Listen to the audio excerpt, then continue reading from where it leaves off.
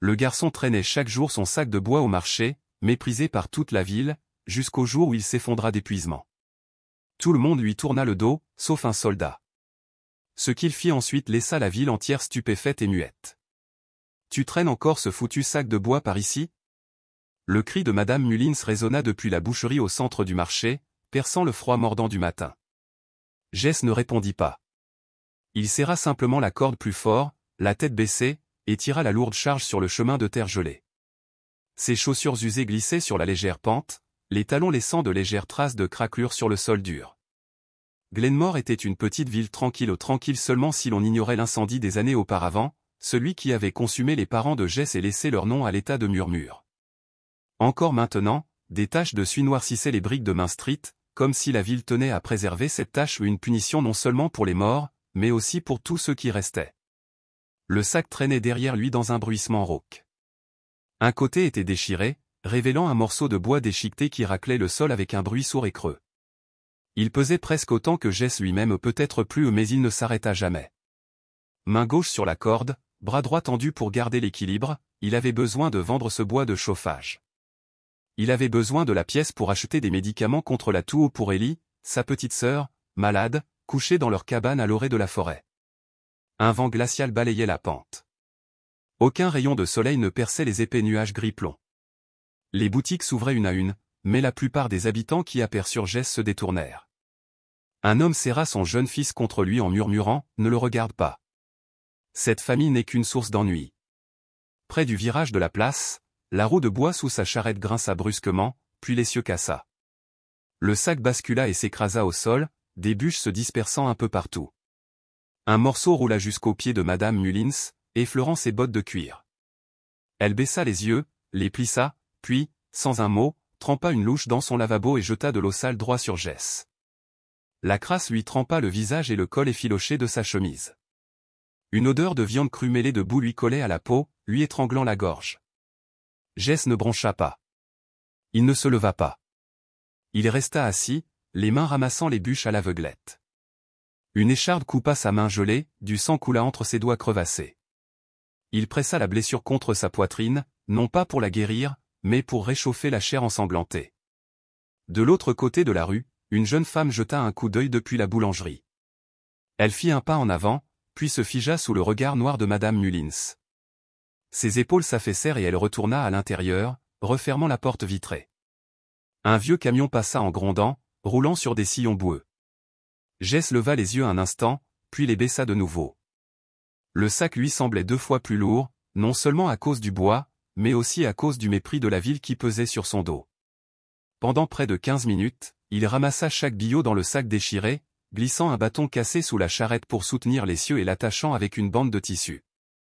Chaque mouvement était lent, réfléchi non pas par habileté, mais parce qu'il faisait cela quotidiennement depuis 3 ans. « Encore un peu » murmura-t-il au vent glacial. « Attends-moi, petite sœur. » Personne n'entendit. Personne ne vint. Une rafale de vent fit tomber un tas de neige d'un toit, qui s'abattit à côté de lui. Quelqu'un le vit, mais détourna rapidement le regard. Finalement, Jess traîna le sac plus profondément dans le marché central, tandis que les étals s'ouvraient. Il s'arrêta devant le four de Lucille. Madame Lucille en sortit, le regard perçant comme toujours. « Je t'ai dit que je n'achetais rien à la famille du diable, » cria-t-elle en pointant le sol. « Va ailleurs. Je ne veux pas de ton ombre près de mon magasin. » Sans un mot, Jess baissa la tête et posa le sac. 3 garçons de son âge apparurent. Le plus grand donna un coup de pied dans l'essieu, renversant la charrette. Du bois se répandit à nouveau. L'un des garçons rit, « Oups, pardon, petit diable. » Le deuxième lança une bûche à Jess. Le troisième observa la scène avec un sourire narquois. Jess s'accroupit, ramassant les bûches une à une. Ses lèvres se gerçaient et saignaient, ses mains tremblaient tandis qu'il tentait à nouveau de réparer l'essieu. Puis un vertige le frappa. Sa vision se brouilla, le monde tourna et il s'effondra, face contre terre, dans l'allée la plus fréquentée du marché. Tout le monde le vit, mais personne ne vint. Madame Lucille claqua sa porte. Les passants l'entourèrent comme une flaque d'ordure. Un petit garçon observa la silhouette immobile de Jess, sa mère murmura « Ne regarde pas » et se hâta de partir. Des flocons de neige tombaient, se déposant sur le fin tissu du manteau de Jess. Son chariot était renversé, l'essieu plié comme un os brisé. Puis un klaxon retentit. Des pneus crissèrent. Un camion militaire gris entra en dérapage, forçant la foule à s'écarter. Sa portière s'ouvrit brusquement et un soldat vêtu d'un épais manteau en sortit. Il s'agenouilla près de Jess, vérifia son pouls et demanda « Que lui est-il arrivé ?» Personne ne répondit. Il répéta la question d'une voix ferme, le silence pesant. Doucement, le soldat souleva Jess, le serra dans ses bras et scruta les visages autour de lui. Derrière la vitrine de la boulangerie, Lucille observait, immobile. Les trois garçons fixaient leurs bottes. Les habitants passèrent près d'eux, feignant l'ignorance. Personne n'a parlé, dit le soldat, calme mais inébranlable. Vous avez vu un enfant s'effondrer et vous n'avez rien fait. Quelques visages se raidirent. Il porta Jess jusqu'au camion, l'allongea enveloppé dans une couverture militaire et attacha la ceinture de sécurité. Puis il remarqua une petite cicatrice en forme de croissant sur le cou de Jess, une marque discrète et indubitable. À cet instant, le soldat se figea, comme saisi par un souvenir soudain, sa propre fille, emportée par un incendie. Il ferma les yeux, prit une profonde inspiration et grimpa au volant. Sans un mot de plus, il démarra le moteur. Alors que le camion militaire s'éloignait, son rugissement résonna dans le marché. Le soldat n'avait laissé derrière lui qu'une seule phrase, « Si c'est ainsi qu'on traite un enfant, alors cette ville ne mérite pas le nom de communauté. » La foule se tenait immobile, le visage baissé, le silence mis à nu. Et plus personne ne ferait semblant de ne pas voir. Car à partir de ce moment, personne à Glenmore ne pouvait ignorer le garçon qui traînait ce lourd sac de bois. Ceux qui allaient suivre allaient forcer tous les regards à se tourner vers la vérité.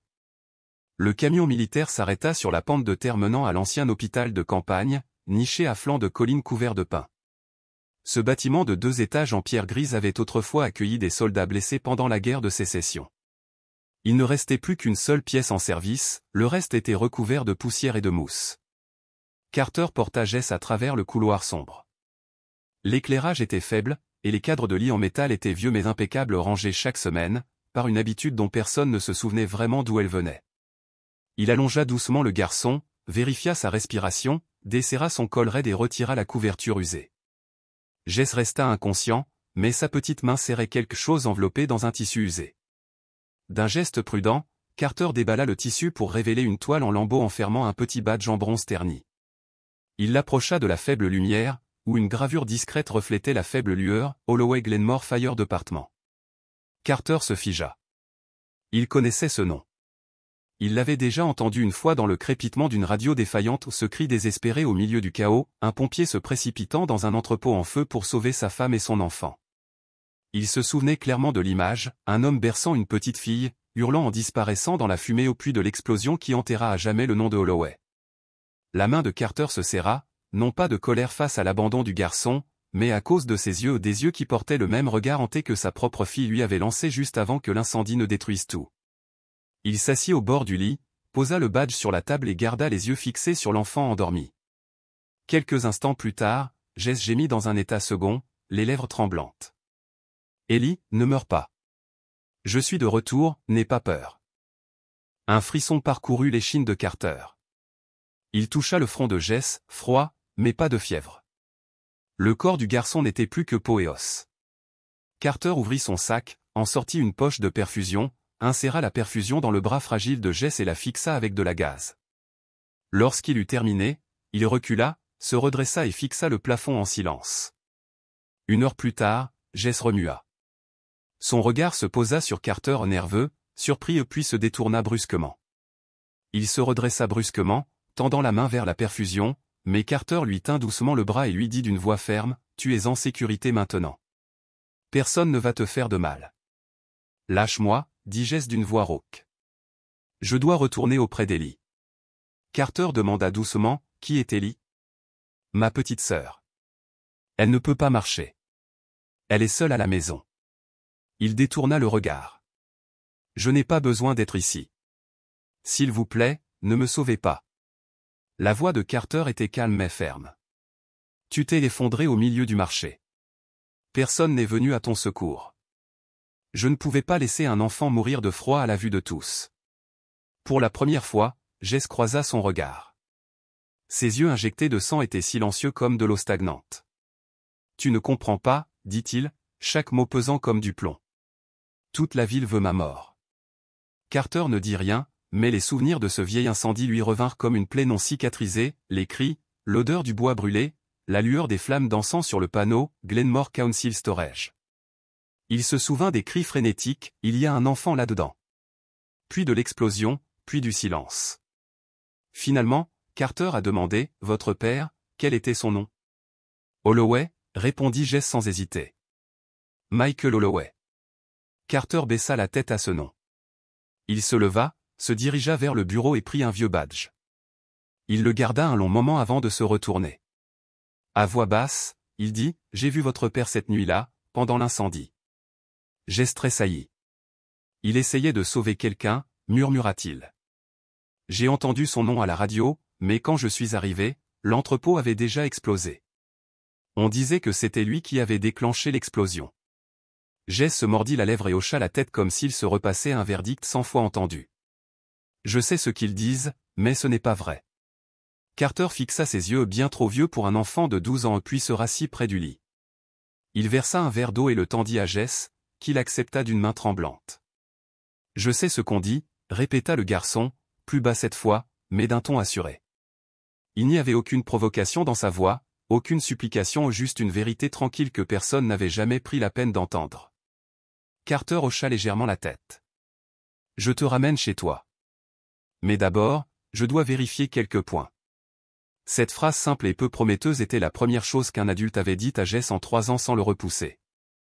Il ne la comprenait pas complètement, mais pour la première fois, il se sentait visible, reconnu. Et dans l'esprit de Carter, une porte sur le passé s'ouvrit en grinçant. Le vent de ce vieux feu s'engouffra à nouveau, charriant fumée, culpabilité et le terrible sentiment d'avoir peut-être regardé la mauvaise personne depuis le début. Si une seule personne s'arrête, je prie pour qu'elle voie. Je prie pour qu'elle entende mon enfant. Carter replia le mot et le glissa dans sa poche de poitrine. Il ne dit rien, mais quelque chose en lui ont endurci depuis longtemps par la guerre, le feu, la perte se brisa, un tout petit peu. Jess s'assit et ajusta la couverture autour de sa sœur. Il dit doucement, « Mon père, ce n'est pas lui qui a allumé cet incendie. Je sais que tout le monde le pense, mais ils ont tort. » Carter hocha légèrement la tête. Je commence à le penser aussi. L'espoir, silencieux et patient, illumina les yeux de Jess. Il avait attendu très longtemps qu'un adulte prenne ses paroles au sérieux. Ce soir-là, Carter était assis près du feu. Sa voix était lente, comme s'il démêlait un nœud dans son esprit. « J'étais aux urgences, commença-t-il. J'ai reçu l'appel radio vers minuit. Quelqu'un a crié clairement, Holloway est à l'intérieur. Il porte un enfant, toujours vivant. J'ai eu du mal à avaler. Le temps d'arriver, l'entrepôt a explosé. Il ne restait plus rien. Juste le bruit des gens qui se pointaient du doigt. » Jess releva la tête. Ses yeux étaient rouges, mais pas à cause de la fumée. Il tremblait, non pas de froid, mais sous le poids d'entendre pour la première fois depuis des années quelqu'un parler de son père sans suspicion. Ils ont dit qu'il avait mis le feu pour cacher quelque chose, poursuivit Carter, le regard fixé sur les flammes vacillantes. Mais ce que j'ai vu, ça n'avait aucun sens. Il y avait quelque chose qui clochait, vraiment. Jess baissa les yeux, puis leva soudain la main pour se couvrir le visage. Ses épaules tremblèrent et un son étranglé lui échappa, le chagrin était si profond qu'il dut se frayer un chemin. J'ai essayé de leur dire, murmura-t-il. Que mon père n'était pas comme ça. Ils secouèrent tous la tête, le regardant comme si le feu coulait dans ses veines. Carter se tourna vers le garçon. Son regard exprimait sa compréhension. Personne n'a jamais écouté, hein. Jess hocha lentement la tête, des larmes coulant sur le tissu usé de sa chemise. Jamais. Pas avant maintenant. Un lourd silence s'installa dans la pièce en bois. Carter tendit la main, versa un verre d'eau et le plaça délicatement dans les mains du garçon. Eh bien, dit-il, à partir d'aujourd'hui, tu n'auras plus à parler seul. Entre le calme glacial et l'odeur du bois pourri, Carter regarda Ellie. Son regard était terne, sa peau pâle, sa respiration saccadée, comme si elle se déchirait. Il s'approcha et s'assit au bord du lit, posant une main sur son front. Il fronça doucement les sourcils. Elle brûle. C'est toujours le cas dès que le vent tourne. Jess marmonna, le médecin en ville ne soigne aucun membre de la famille Holloway. J'ai essayé de me procurer des médicaments une fois, mais ils ont dit qu'ils ne nous en vendaient pas. Carter se leva et sortit son téléphone de la poche de son manteau. Alors j'emmène ta sœur à l'hôpital du comté voisin. Pas de supplication, pas d'attente, juste ce qu'il faut faire. Jess serra la main de sa sœur et secoua la tête. Si tu fais ça, toute la ville te détestera.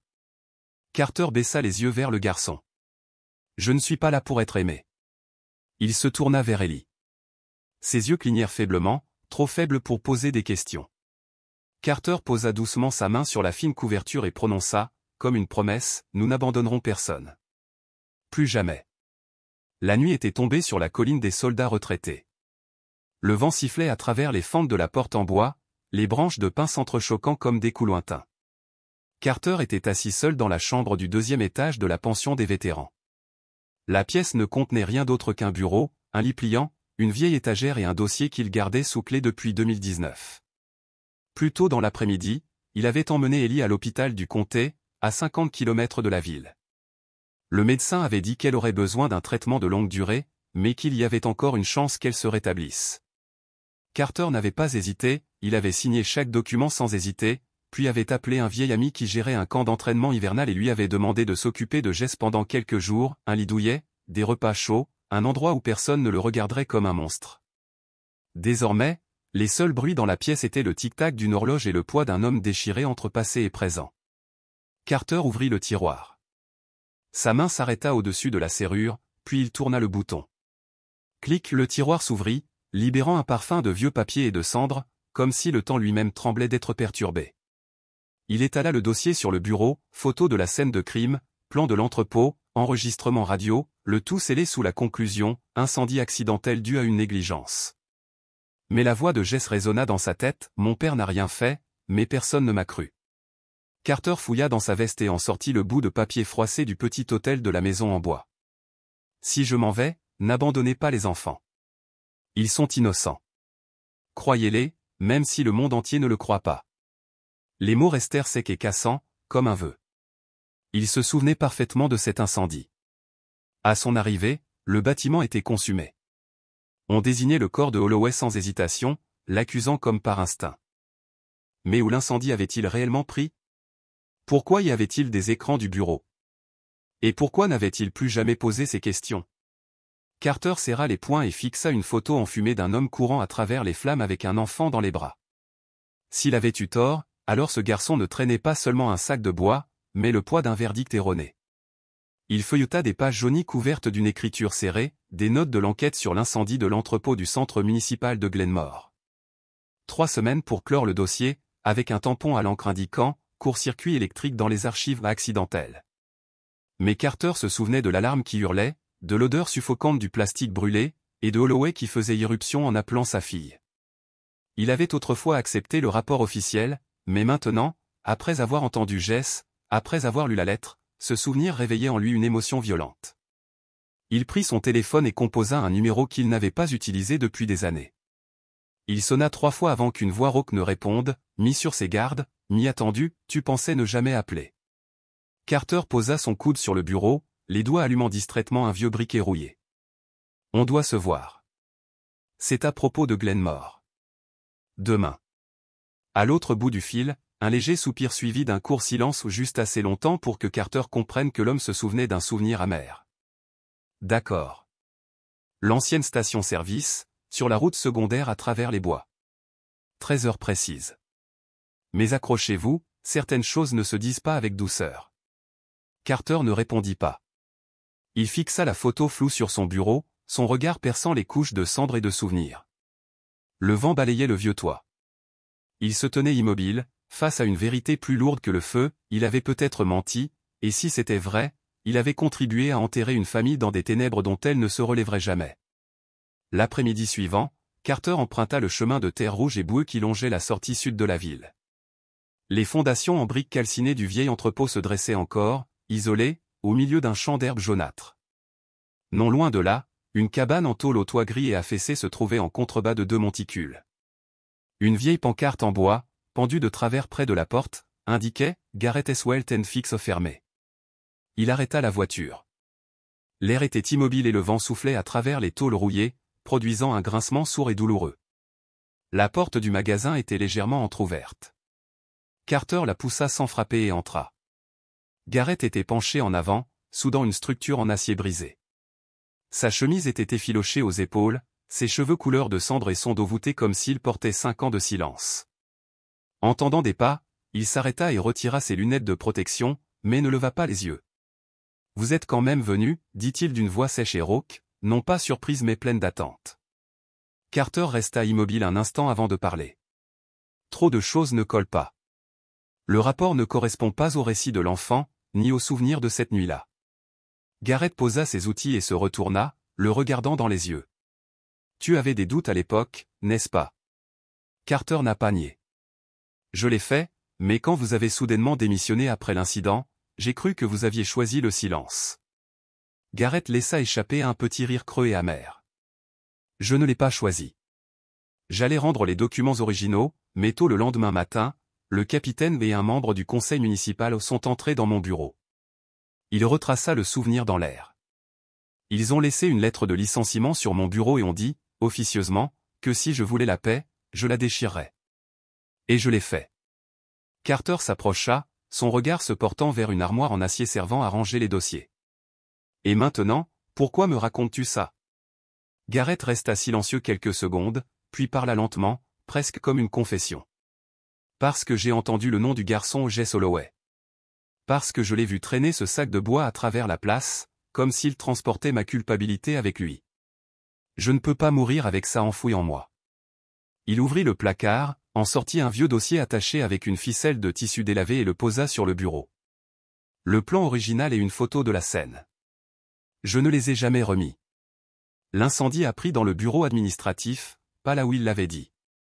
Carter déplia le dessin. Son regard se posa sur un cercle rouge marqué à l'est de l'entrepôt, un endroit réservé au personnel du conseil. Il marmonna dans sa barbe. Garrett hocha la tête, sa voix se réduisant à un murmure. Cette nuit-là, j'ai entendu du verre se briser, quelqu'un criait dans la pièce. Mais après avoir été expulsé de la police, je me suis convaincu qu'il valait mieux laisser tout cela s'évanouir. Mais ce garçon a grandi en silence, le nom de son père traînait dans la boue. Il sortit une autre photo du dossier, un cliché en noir et blanc, le coin brûlé, pris dans le couloir administratif. Je suis resté silencieux, et il en a payé le prix pour moi, un gamin de 12 ans. Carter prit la photo, serrant sa main. Et maintenant, si je me tais, je ne suis pas différent de vous. Il fixa la photo, immobile. C'est la première véritable preuve, pas seulement des plans, mais un témoin vivant. Quelqu'un qui a entendu le cri, vu où l'incendie avait commencé, qui savait que tout avait été enterré et qui a gardé le silence pendant 5 longues années. Quelqu'un d'autre est au courant, demanda Carter. Non. Les autres ont pris une retraite anticipée, quelques-uns ont tout simplement disparu des archives. Cette ville, murmura Garrett, a enterré à la fois le feu et la vérité. Il s'enfonça dans son fauteuil et laissa échapper un soupir las. Je pensais que le silence protégerait l'enfant. Mais la paix ne vient pas de la dissimulation, mais de l'acceptation. Carter plia le plan et le glissa dans sa poche intérieure. Il n'avait besoin de rien d'autre. Le mur était fissuré, et ce qui se cachait derrière était prêt à être révélé. Il se tourna vers la porte. Garrett ne se leva pas et ne regarda pas en arrière. Il retourna à son poste de soudage, enfila ses lunettes et laissa la torche s'allumer à nouveau. Non pas pour cacher quelque chose cette fois, mais pour réparer ce qui avait été brisé. Il n'avait pas besoin d'attirer l'attention. Pourtant, la température dans la pièce semblait avoir baissé de quelques degrés. Carter resta parfaitement calme, le regard fixé sur la main du shérif à quelques centimètres de son arme dans son étui. « Je cherche juste quelque chose qui ont été oubliés depuis trop longtemps, dit-il doucement. Vous n'avez aucun droit d'être ici. Doyle fit un pas délibéré en avant, son ombre s'étendant sur le carrelage. Je pourrais vous faire arrêter pour violation de domicile et possession de documents confidentiels. Carter ne broncha pas. Il sortit lentement un petit carnet usé de la poche intérieure de son manteau et le brandit à Doyle. Vas-y, répondit-il. Si je ne m'en vais pas tout seul, tout ce qui est dans ce carnet atterrira sur le bureau du rédacteur en chef du Mountain Echo au lever du soleil. Et croyez-moi, ils seront très intéressés par la signature d'un pompier chevronné qui a subi des pressions pour modifier un rapport d'enquête officiel. Doyle se figea. Son regard se posa sur le carnet, suffisamment près pour reconnaître l'écriture caractéristique de Garrett. Il comprit que Carter ne bluffait pas. « Tu sais que tu joues avec le feu, n'est-ce pas ?» La voix de Doyle était basse, la menace disparut, remplacée par un avertissement presque réticent. Le ton calme et mesuré de Carter lui répondit « Non. Je fouille dans les cendres. Et s'il y a du feu en dessous, ce n'est pas moi qui l'ai allumé. » Un long silence s'ensuivit. Doyle expira lentement, son autorité vacillant sous le poids d'un fardeau plus lourd que n'importe quel insigne. Finalement, il s'écarta. « Je ne t'ai pas vu ce soir, » murmura-t-il, « mais souviens-toi de ceci, ce que tu déterras pourrait ensevelir une ville entière. Et où que tu ailles, ça te suivra. » Carter hocha légèrement la tête et passa devant lui sans se retourner. Il poussa la portière latérale, et une bouffée d'air froid l'envahit comme un dernier avertissement. Dehors, la place était silencieuse et vide. Les premières lueurs de l'aube filetaient sur le toit de l'ancien hôtel de ville, projetant une pâle lueur sur la statue du soldat inconnu, couverte de rosée comme si la ville, longtemps endormie sous un voile de mensonges, commençait enfin à s'éveiller. Carter resta là un moment, serrant si fort son carnet que ses jointures en devinrent blanches. Ce qui brûlait en lui n'était pas la rage, mais la responsabilité. Pour la première fois depuis des années, il savait exactement ce qu'il fallait faire et cette fois, personne ne serait laissé pour compte. 3 jours après le cambriolage, Carter avait rassemblé toutes les preuves, un plan des lieux fournis par Garrett, une photo inédite du couloir incendié, un enregistrement audio d'aveu, une copie des dossiers administratifs avant leur destruction et un extrait du journal de Daniel Holloway, retrouvé dans une boîte en bois près de la cheminée. La dernière phrase le hantait encore, « Si je dois mourir, je veux que mon enfant sache que je n'ai pas fui. » Il a contacté 3 médias, le Mountain Echo, la Glenmore Gazette et un ancien journaliste du Pentagone en qui il avait autrefois confiance. Chaque réponse était vague, hésitante, terrifié par les conséquences. Trop risqué, disait-il. La ville va se révolter. On ne peut pas publier sans l'approbation du bureau du shérif. Un rédacteur en chef compréhensif a été d'une honnêteté brutale, cette histoire touche la mairie, la police et la caisse d'assurance maladie de l'État. Ils vont l'enterrer. Croyez-moi. Le silence s'éternisa après ce dernier appel. Mais ce soir-là, dans sa chambre exiguë de motel, il regarda la petite Ellie faire des pas hésitants avec son nouvel appareil dentaire, et Vigès se tenir plus grand que jamais, les yeux brillants d'espoir. Il comprit alors que rester silencieux serait un crime en soi. Il s'est donc rendu directement à la mairie et a pris rendez-vous pour une intervention locale le dimanche matin. Il a loué du matériel de sonorisation, construit un podium improvisé et remis une lettre en main propre à chaque foyer. Venez sur la place du village à 11 heures. Il y a quelque chose que vous devez savoir, et personne d'autre ne vous le dira. Le dimanche venu, des murmures parcoururent la foule rassemblée. Un homme voûta les épaules. Une femme âgée pressa un mouchoir contre ses lèvres. Mais personne ne partit. Personne n'osa s'éloigner. Carter prit une profonde inspiration, souleva son carnet de notes en cuir usé et commença à parler, non pas comme un politicien, mais comme un homme disant la vérité absolue. Je voudrais vous parler d'un pompier. Il s'appelait Daniel Holloway. Il était le premier à intervenir lors de l'incendie des archives il y a 5 ans.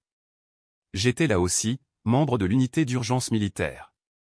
À mon arrivée, la radio grésillait encore. Holloway a couru droit dans les flammes, portant un enfant dans ses bras. Il a crié un nom, puis a disparu dans une explosion. De son sac, Carter sortit une photo roussie, une image floue prise avec un vieil appareil photo de pompier. On y voit à peine un homme qui s'élance hors des flammes, une petite fille serrée contre lui. Il la brandit haut pour que tout le monde la voie. Ce n'était pas l'incendiaire, a déclaré Carter. Il était le seul à être resté. Il déplia ensuite le plan du bâtiment fourni par Garrett. D'après le rapport officiel, l'incendie s'est déclaré dans l'aile ouest. Mais les plans de 1995 et les photos prises par des témoins oculaires montrent que le premier foyer d'incendie se trouvait dans le bureau administratif, où étaient conservés les dossiers financiers et les bordereaux de décaissement illégaux. Carter appuya sur un bouton. Une voix grave résonna dans les haut-parleurs, « J'ai entendu des cris provenant du bureau du conseil, mais ils m'ont dit de ne pas les mettre dans le rapport. Je les ai effacés. » Et ce garçon a pris la responsabilité de toute la ville. Il prit un autre carnet, celui du maire Luther Grant. Je vais lire la page 27, pour que personne ne puisse plus le nier. Sa voix résonna tandis qu'il lisait la dernière ligne glaçante, « J'ai ordonné l'incendie de l'entrepôt pour détruire les documents. » Holloway était là, alors on lui a laissé la responsabilité. Un silence assourdissant s'abattit sur la place. Même le vent semblait retenir son souffle. Les visages qui se détournaient autrefois s'assombrirent de honte. Soudain, Madame Mullins tomba à genoux, l'homme à côté d'elle se précipita pour la rattraper, mais elle était déjà évanouie.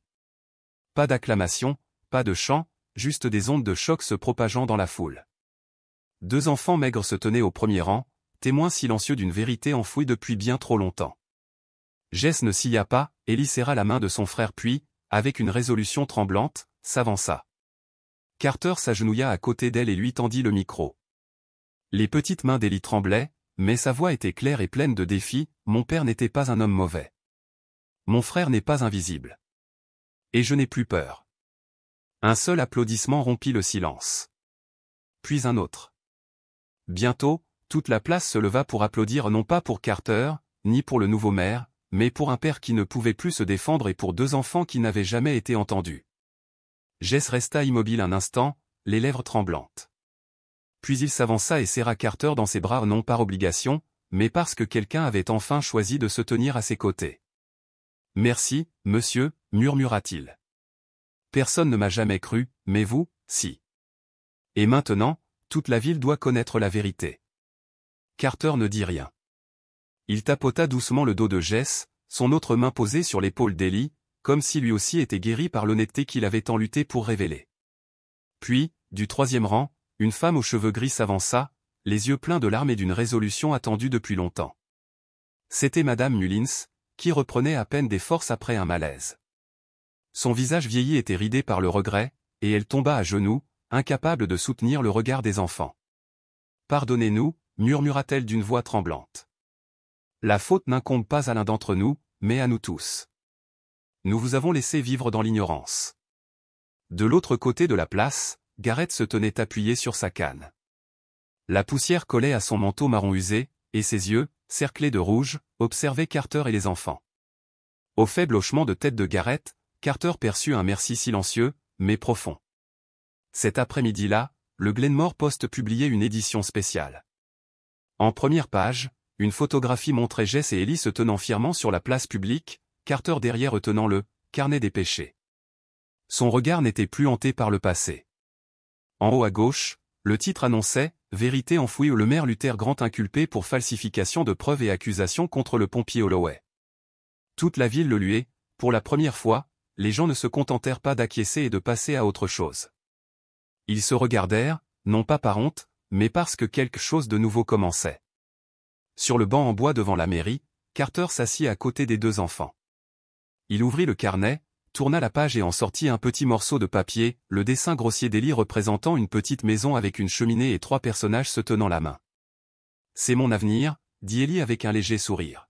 « Je vais le redessiner, avec un ciel plus bleu cette fois. » Après plus de 3 mois de traitement à l'hôpital régional, Ellie, la petite fille autrefois silencieuse sous une fine couverture, les jambes immobiles, pouvait enfin se tenir debout. Grâce à un programme de réadaptation neurologique et à une kinésithérapie rigoureuse, elle avait encore besoin de son déambulateur, mais son esprit était résilient. Tel un jeune arbre après une tempête, elle était fragile mais intacte. La vérité sur l'incendie survenu il y a des années avait enfin été révélée, et le nom du pompier Holloway avait été blanchi. Un rapport falsifié, un enregistrement vocal de Garrett et des entrées du carnet personnel du maire Grant ont contraint tout le réseau de Glenmore à baisser les bras. Luther, autrefois considéré comme un pilier de la stabilité, a été inculpé pour avoir fabriqué des preuves et avoir indirectement causé la mort de 3 personnes lors de l'incendie de 2019. Dans les jours qui suivirent, Carter, soutenu par le Fonds des anciens combattants, acheta le terrain où se trouvait l'ancienne cabane de Jess et Ellie. Il annonça son projet de construire un centre communautaire gratuit pour les enfants des montagnes à cet endroit précis, le baptisant Holloway Memorial Home. À l'aube, la lumière du soleil filtrait à travers les pins, projetant ses chauds rayons sur le terrain bordé de blanc et de bleu. Une plaque en laiton sur le portail en bois indiquait « Holloway Memorial Home, centre de soutien communautaire pour les enfants des montagnes ». Le matin de l'inauguration, la canne de Garrett frappa rythmiquement tandis qu'il prenait place au premier rang. Carter, qui n'était plus en uniforme, mais vêtu d'une simple chemise blanche aux manches légèrement retroussées, se tenait à ses côtés un homme qui avait déposé les armes et ouvert son cœur au monde. Ellie, désormais stable grâce à son déambulateur, s'assit à côté de Madame Mullins, qui baissa la tête et dit doucement « J'aurais dû parler plus tôt.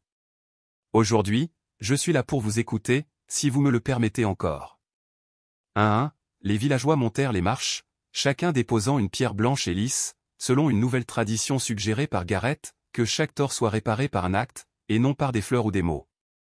Lucille, la boulangère qui avait un jour renvoyé Jess, s'approcha avec un plateau de pâtisserie chaude et parfumée. Elle le posa sur la table commune et murmura « Tu venais ici vendre du bois de chauffage. Maintenant, si tu le permets, j'aimerais faire des pâtisseries pour toi. » Lorsque Jess monta sur l'estrade, vêtu d'une chemise propre et de chaussures neuves, il prononça le premier discours qu'il avait jamais écrit. Mais après avoir jeté un coup d'œil à la foule, il replia le journal. Sa voix s'éleva, lente mais assurée, « Je pensais que je transporterais des sacs de bois de chauffage toute ma vie. Aujourd'hui, j'ai compris une chose, si quelqu'un marche à vos côtés, vous ne transportez rien seul. Ici, on se porte les uns les autres. » Les premiers applaudissements vinrent de son ancien professeur, celui qui était resté silencieux toutes ces années. Puis, un à un, les habitants se levèrent, non pas parce qu'on le leur demandait, mais parce que leur cœur s'était adouci. Ellie afficha un sourire sincère et radieux.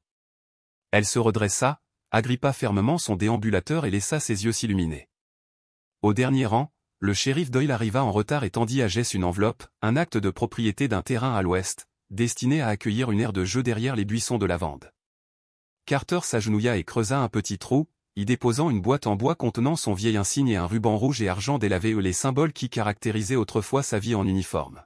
« Ce que je portais pour protéger les autres, dit doucement Carter, je l'enterre maintenant, pour pouvoir enfin vivre. » À la fin de la cérémonie, Jess serra Carter dans ses bras pour la première fois.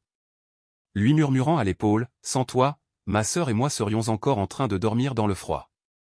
Je ne sais pas comment te remercier. » Carter lui tapota doucement le dos. « Tu n'es pas obligé, répondit-il. Vis simplement d'une manière qui honore le nom Holloway. » Plus tard, dans une petite clairière entre les pins, 12 enfants du village étaient assis avec des sacs en tissu remplis de livres et de nourriture. Jess, désormais guide au centre, était assis parmi eux. Lorsqu'il parlait de manger de la neige pour survivre, il ne riait pas, il le croyait. Au loin, Ellie marchait à la lisière de la forêt, sans déambulateur pour la soutenir. Chaque pas chancelant était un témoignage, « Je suis en vie, et je ne baisserai plus la tête. » De retour au chalet, Carter était assis sur une chaise en bois, tenant une lettre estampillée du sceau de son ancienne unité ou une offre de retour avec un grade plus élevé et une solde triplée. Il la lut sans la moindre émotion. Lorsque Jess et Ellie s'approchèrent, il brûla la lettre, la regardant se réduire en cendres. « J'étais soldat, dit Carter d'une voix rauque comme du bois. Quand ton père a été accusé, je suis resté silencieux. J'ai été un lâche, et je le regrette. Mais à partir d'aujourd'hui, c'est moi qui resterai. Je préparerai le petit déjeuner, je t'accompagnerai à l'école, je t'apprendrai à réparer les serrures, à cultiver des légumes, à raconter des histoires de guerre ou tout ce qu'il faudra pour ne plus jamais tourner le dos. » Jess resta silencieux, puis ouvrit la porte arrière de la cabane et parla doucement sans se retourner, « Il reste 2 bols dans la maison. C'est juste assez. » Depuis ce jour, Carter n'était plus jamais parti. Il se leva tôt, prépara du café, planta des légumes derrière la maison et scella la vieille porte de la bibliothèque que Gareth utilisait autrefois à un homme enfin enraciné, une famille enfin au complet. Il se versa 2 tasses de café, une pour lui et une autre qu'il plaça soigneusement devant une photo encadrée de sa défunte épouse et de sa fille. Lorsqu'on lui demandait pourquoi il ne s'était jamais remarié, il souriait simplement et répondait « Je vis avec ce que je choisis de garder. » L'ancienne chambre de Gareth avait été transformée en petite bibliothèque. Sur les étagères, à côté de guides de carrière et de cartes militaires, se trouvait un carnet relié en cuir ouvert à sa dernière page. L'écriture était tremblante, mais sans équivoque. « Je suis resté silencieux trop longtemps, mais à la fin de ma vie, j'ai vu la lumière là où je m'étais autrefois détourné. S'il y a une autre vie, que je sois un enfant à Glenmore. » Gareth est décédé dans son sommeil, laissant derrière lui la clé de sa maison et une lettre manuscrite annonçant la donation de tous ses biens au centre. Il n'y a pas eu de funérailles solennelles, il avait dit un jour, « Si quelqu'un pardonne vraiment, il viendra me voir quand les caméras auront disparu. » Une semaine plus tard, Jess se tenait près de la cheminée, au centre, tenant le vieux sac de jute qui avait autrefois constitué son armure au son dos, son épaule, tout son abri. Il avait été lavé, recousu, non plus déchiré, mais toujours le même sac. C'étaient mes murs, mon toit, ma colonne vertébrale, dit doucement Jess, puis le laissa doucement tomber dans les flammes. Aucun enfant n'a demandé pourquoi. Ils se sont simplement tenus la main. Ellie posa une main rassurante sur son épaule et murmura, « Tu n'as plus besoin de le porter. C'est à quelqu'un d'autre maintenant. » Cette nuit-là, un feu de camp flambait au cœur de Glenmore Square. Aucun ordre n'était donné, pas besoin de haut-parleurs, juste les maisons ouvrant discrètement leurs fenêtres, les gens sortant en silence. Un par un, ils déposèrent de petites pierres blanches aux pieds de Jess, honorant la vieille coutume que Garrett avait autrefois enseignée. Une personne, puis 2, puis 30 comme si toute la ville s'inclinait en signe d'excuse sans un mot. Une semaine plus tard, Jess écrivait la première lettre de sa vie. Elle était adressée à un garçon d'une ville voisine, la rumeur disait que l'enfant était victime de harcèlement parce que son père était alcoolique. Je m'appelle Jess Holloway. Je ne suis pas doué pour donner des conseils, mais je pensais que personne ne me sauverait, puis quelqu'un m'a arrêté. Alors, je n'écris pas ceci pour arranger les choses, mais pour être à vos côtés. Si vous avez besoin de quelqu'un pour faire un peu d'exercice avec vous, je le ferai. À partir de ce jour, les gens ont appelé cet endroit, la ville de ceux qui ont été abandonnés et de ceux qui ont choisi de s'arrêter. L'histoire que vous venez d'entendre ne se limite pas à rectifier une fausse information ou à laver le nom d'un père disparu depuis longtemps, elle évoque quelque chose de plus profond, le rétablissement de la confiance, le retour discret à la dignité d'enfant autrefois mis à l'écart et, surtout, un rappel que la vérité peut être enterrée, mais pas tuée. Le silence peut durer un temps, mais jamais éternellement. Avez-vous déjà été témoin d'une injustice, mais vous êtes-vous senti trop petit pour en parler? Retenez-vous quelque chose en vous, craignant que personne ne vous écoute vraiment? Cette histoire s'adresse à tous ceux qui se sont déjà sentis invisibles. Et si c'est votre cas, rappelez-vous, quelqu'un, quelque part, cherche la vérité. Il vous suffit de tenir bon. Je sais que pour beaucoup d'entre vous, ces vidéos ne sont pas seulement un divertissement, elles sont un moyen de renouer avec quelque chose que vous avez perdu en chemin. Alors, si vous vous sentez fatigué, si le monde a l'impression de vous avoir oublié, laissez-moi un commentaire. Je le lirai et je vous écouterai. Et si vous connaissez quelqu'un, un ami, un proche qui a déjà été lésé ou ignoré, partagez cette vidéo avec lui, car il suffit parfois d'une histoire au bon moment pour apaiser toute une vie de douleur.